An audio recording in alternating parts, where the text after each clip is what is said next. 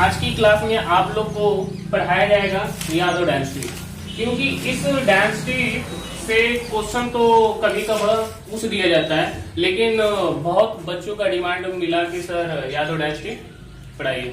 Yadav dance T में क्या आप लोग जानते हो कि इतिहास तो गवाह है, ठीक है, क्या बुराइयां हुई, क्या लाभ हुआ इन लोगों से, ठीक है, क्या क्या गलतियां किए, क्या क्या अच्छाइयां किए, ठीक है।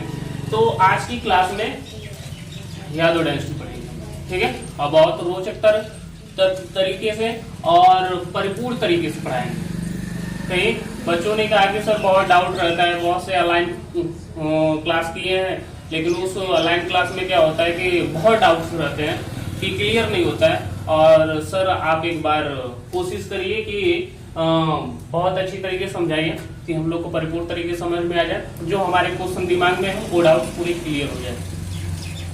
अब आगे चल रहे हैं कि अब कुछ बच्चों का क्वेश्चन है। क्वेश्चन क्या है, ध्यान से क्वेश्चन सुनिएगा। कुछ बच्चों का क्वेश्चन ये है कि सर जो यादव वंश है, यादव वंश में जैसे लोग कहते हैं कि जो भगवान श्री कृष्ण थे, कहते हैं जो भगवान श्री कृष्ण थे, ये यादव कुल में जन्म लिए थे कि यादव कुल में पालन पोषण किया गया। तो इस क्वेश्चन का मैं सलूशन बता दे रहा हूं कि याद करिए कि भगवान श्री कृष्ण के पिता का नाम वासुदेव था और उनकी माता का नाम देवकी थी। देवकी उग्रसेन, जो मथुरा के राजा उग्रसेन थे, उनकी लड़की थी, उनका एक लड़का जो कंस था, और ये भोजवंशी थे। जो राजा उग्रसेन थे ये क्या थे, भोजवंशी थे। और जो वासुदेव थे इनके पिता, ये चंद्रवंशी क्षत्रिय थे। तो आप जानते होंगे कि कहानियों की तथ्य इनका 8वें मतलब इनके जो पिता हैं वासुदेव और देवकी माता, ये इन शादियों के बाद इन्हें कंस जेल में बंद कर देता है। इसलिए बंद कर देता है कि आकाशवाणी होती है कि आपके 8वें संतान से, ठीक है, आपकी मृत्यु होगी। बहुत अत्याचारी रहता है, जहां तक कि कंस अपने पिता उग्रसेन को भी बंद किया रहता है। फिर 8वें संतान में आप जानते हैं कि जब भगवान श्री कृष्ण का जन्म होता है तो सारे के गेट बंद खुल जाते हैं अपने आप। तो आकाशवाणी होता है कि जाइए आप गोकुल में, वहां पर एक नंद वंश का निवासी है। कौन सा निवासी है, नंद वंश का निवासी है। वहां पर अपने पुत्र को छोड़कर वहां पर एक लड़की है जन्म ली है, उसको लेकर आइए। तो आप समझ में आ रही है, नंद वंश मतलब वो गोकुल के एक ग्वाले थे, जो ये इसलिए कहते थे यशोदा, और नंद की पत्नी कौन थी, यशोदा, ठीक है। तो नंद क्या थे, ग्वाले थे। तो कहा जाता है कि ना जन्म देने वाले से बड़ा पालने पोसने वाला होता है। तो इसीलिए भगवान का जन्म तो क्षत्रिय में कुल में हुआ था, फिर यादव कुल में पले बड़े। तो इसीलिए आप लोग का डाउट क्लियर हो गया किस जन्म कौन से क्या है, ठीक है।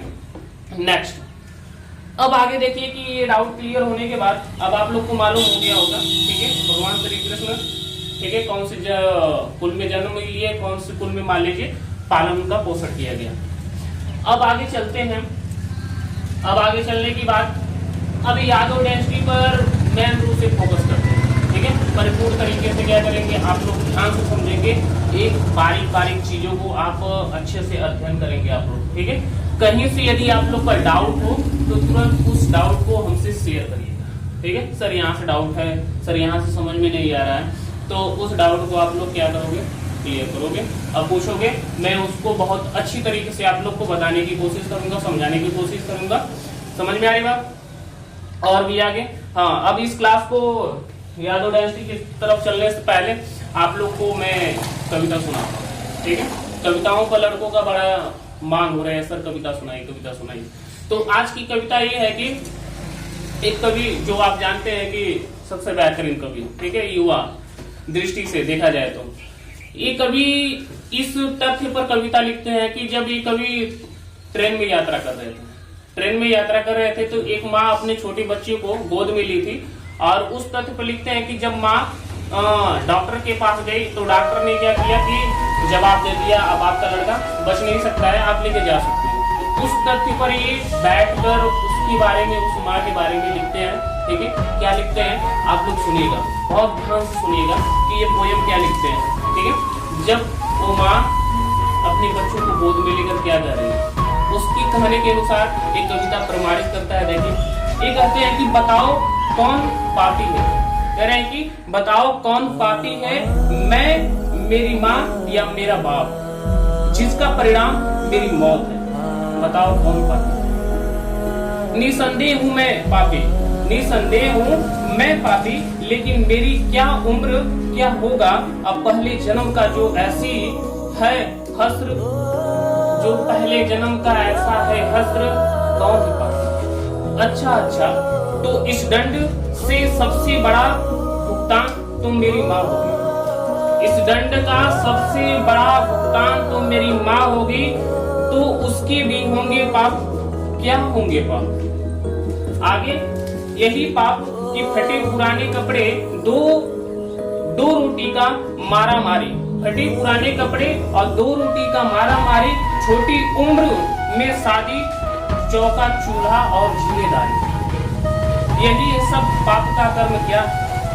नहीं कुछ बातें नहीं समझोगे, यही है कुछ बातें जो आप नहीं समझोगे। अच्छा, तुम भी समझ पाओगे पिता की कर्म भी है, तुम भी समझ पाओगे एक पिता की कर्म भी है।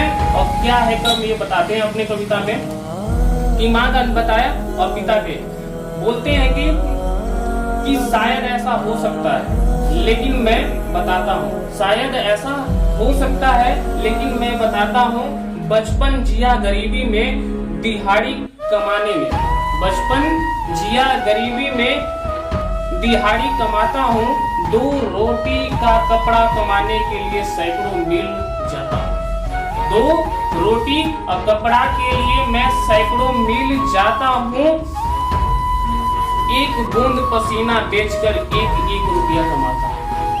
हे भगवान ये तुम ही बताओ, हे भगवान ये तुम ही बताओ, क्या है ये पाप का कर्म, क्या है ये पाप का कर्म।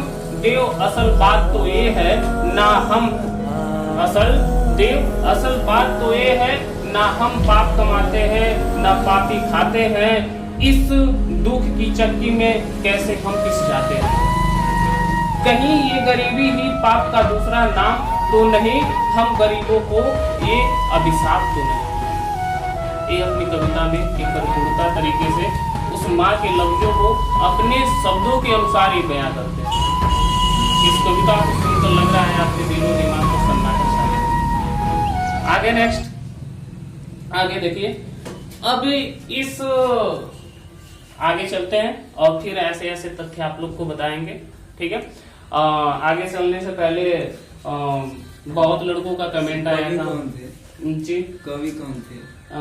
कवि शमशेर बहादुर सिंह इस कविता के कवि हैं, जैसे आप लोग पहले जानते थे उनकी कविता, ठीक है। और मैं ये बात कहना चाहता हूँ कि बहुत से लड़के कमेंट किए, ठीक है। कमेंट क्या था कि सर आप एक कविता लिखिए, क्या बोले कि सर आप एक कविता लिखिए, हाथों से नहीं, ठीक है, हाथों की कलम से नहीं, दिल की कलम से, ठीक है। समझ, दिल दिमाग तो होगा लेकिन दिमाग की जरूरत भी नहीं है, ठीक है, और हाथों की भी जरूरत नहीं है सर, बस कविता लिखना है आपको दिल की कलम से, ठीक है, दिल की कलम से। मेरी कविता का नाम मैं बता देता हूँ, क्या समझ पाओगे। कविता क्या नाम है, क्या समझ पाओगे। ये कविता इस बात को कहता है कि क्या समझ, ये इंटरोगेटिव के तौर पर है और कुछ लोग नहीं समझ पाते हैं, समझ में, उनको समझाने के लिए ये कविता प्रस्तुत किया जा रहा है कि मान लीजिए नहीं समझ पाते हैं, और ये किसी को प्रतिघात करने की जरूरत नहीं है।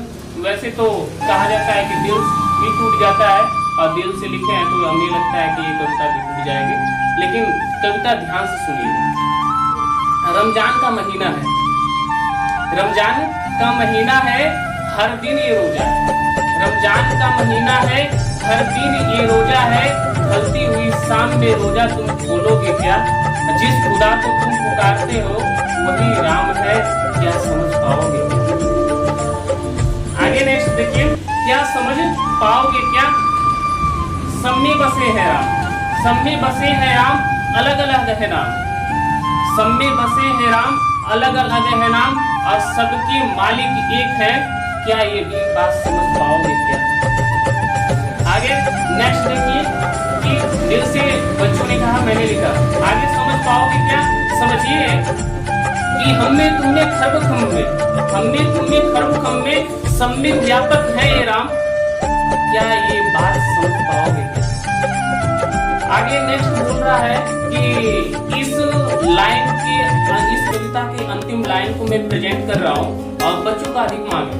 देखिए मांग क्या है कि कह रहे हैं कि रमजान का महीना है, रमजान का महीना है, बोलते हैं कि रमजान का महीना है, अपने हाथों से रोजा खुलवाओगे क्या? अब मुंह बोले भाई को सैया बनाओगे क्या? ये आप समझ पाओगे क्या? असर की तरह रड़ुआ रह जाओगे क्या? और सरदार भगत सिंह का चेला कहलाओगे क्या? क्या ये बात समझ पाओगे क्या? आगे नेक्स्ट चलते हैं। लग रहा है कि आप लोग को बहुत अच्छा तरीके से समझ लगा है। आगे नेक्स्ट अब चलते हैं और आगे कविताओं का उल्लेख सोचते रहेंगे।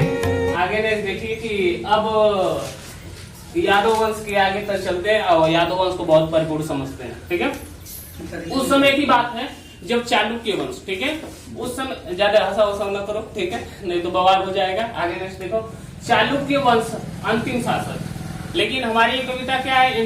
इंट्रोगेटिव, बस समझने की देर है, ना समझो तो कोई बात नहीं है। ठीक है, किसी को प्रतिघात करने की, ठीक है, जरूरत नहीं है। और मैंने तो बताया ना, दिल से दिल टूटता है, हार्ट इज ब्रोकन, ठीक है, और ठीक है, ये तो कविताएं भी लग रहा है टूट जाएंगे। ठीक है, आगे नेक्स्ट, बस आगे चलते हैं ना। आगे देखो, चालुक्य वंश का अंतिम शासक, उस समय की बात है जब चालुक्य वंश का अंतिम शासक कौन था? सोमेश्वर चौहान। सॉरी, चौहान मैंने बोला ना, तो ये बताओ सोमेश्वर चौहान किस राजा के पिता थे? पृथ्वीराज। ठीक है, पृथ्वीराज चौहान जो तृतीय थे, उनके पिता का नाम सोमेश्वर चौहान था। तो यहाँ पर सोमेश्वर चतुर्थ है, चौहान नहीं है। ठीक है, जो किस वंश के? चालुक्य वंश का अंतिम शासक सोमेश्वर चतुर्थ था। और देखो, ये परास्त करके, कौन परास्त किया? सोमेश्वर चतुर्थ को भिल्लम पंच ने, भिल्लम पंच ने उनको ठीक है हराकर, परास्त कर यादव वंश का स्थापना किया। हाँ, हरा, ठीक है, कौन किस वंश का स्थापना किया? यादव वंश की स्थापना किया। ठीक है, अब देखो कि यहाँ तक क्लियर है ना। चालुक्य के अंतिम शासक जो थे सोमेश्वर चतुर्थ और भिल्लम पंच ने, ठीक है, उनको युद्ध में पराजित कर चालुक्य वंश का समाप्त हुआ। ठीक है, और यादव वंश की स्थापना हुई। ठीक है, समझ में? यदि एग्जाम में पूछ देते हैं यादव वंश की स्थापना किसने किया? ठीक है, भिल्लम पंच। ठीक है, टेस्ट एक बुक होता है, ठीक है, उसके अनुसार कोई दूसरा बताता है वो ना करो। ठीक है, बड़े बड़े एग्जामों में, ठीक है, कहीं भी पूछा जाएगा तो भिल्लम पंच मारना और कुछ नहीं मारना। ठीक है, नहीं आगे नहीं। अब भिल्लम पंच के बारे में देखिए कि इनका शासन कितना वर्ष तक रहा। ठीक है, भिल्लम पंच, ठीक है, 1187 ईस्वी से, ठीक है, 1191 ईस्वी तक थे इनका। ठीक है, अपने गद्दी पर कितने वर्ष तक बैठे? ठीक है, 4 वर्ष तक ये शासन किए। देखो, और ध्यान से सुनते रहिएगा, ये 4 वर्ष तो शासन किए।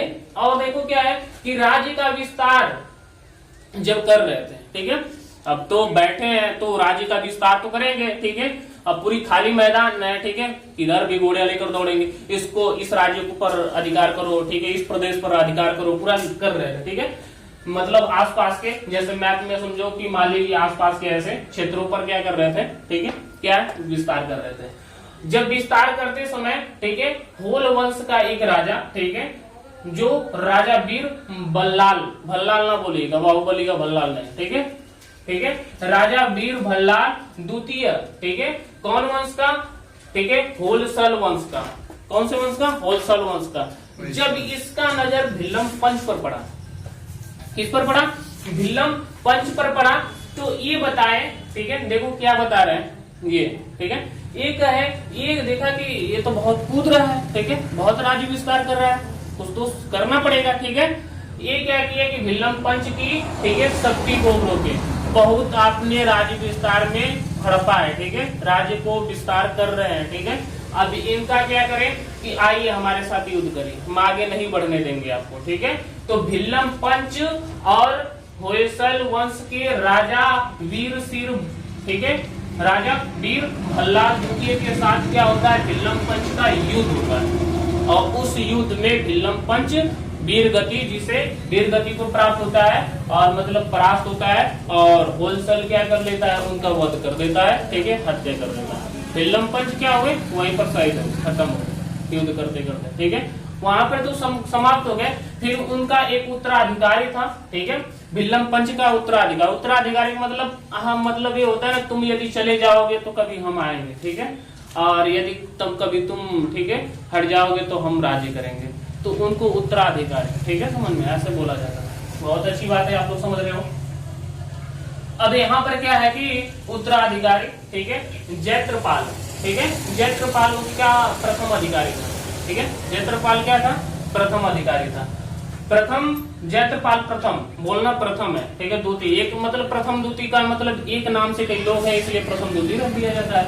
ये क्या किए 1191 ईस्वी में, ठीक है, 1191 में के गद्दी पर बैठे, और 1210 ईस्वी में क्या हो गए, ठीक है, ये 19 साल तक क्या किए, शासन किए। समझ में बात है।